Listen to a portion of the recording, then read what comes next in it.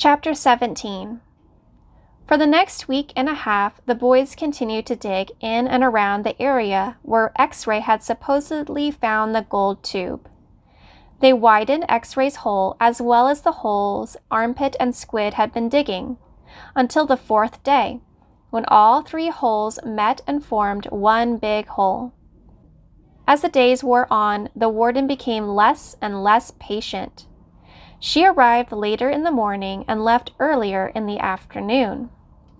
Meanwhile, the boys continued to dig later and later.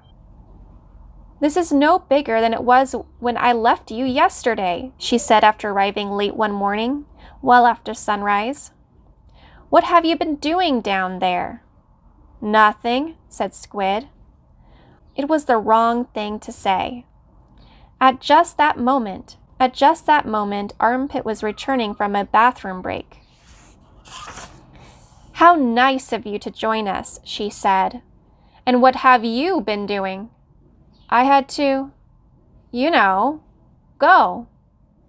The warden jabbed at Armpit with her pitchfork, knocking him backward into the big hole. The pitchfork left 3 holes in the front of his shirt, and 3 tiny spots of blood. "You're giving these boys too much water," the warden told Mr. Budensky. They continued to dig until late afternoon, long after the other groups had finished for the day. Stanley was down in the big hole along with the other 6 boys. They had stopped using the wheelbarrows. He dug a shovel into the side of the hole. He scooped up some dirt and was raising it up to the surface when Zigzag's shovel caught him in the side of the head. He collapsed. He wasn't sure if he passed out or not. He looked up to see Zigzag's wild head staring down at him. "I ain't digging that dirt up," Zigzag said. "That's your dirt." "Hey, Mom," Magnet called. "Caveman's been hurt." Stanley brought his fingers up from the side of his neck. He felt his wet blood and a pretty big gash just below his ear.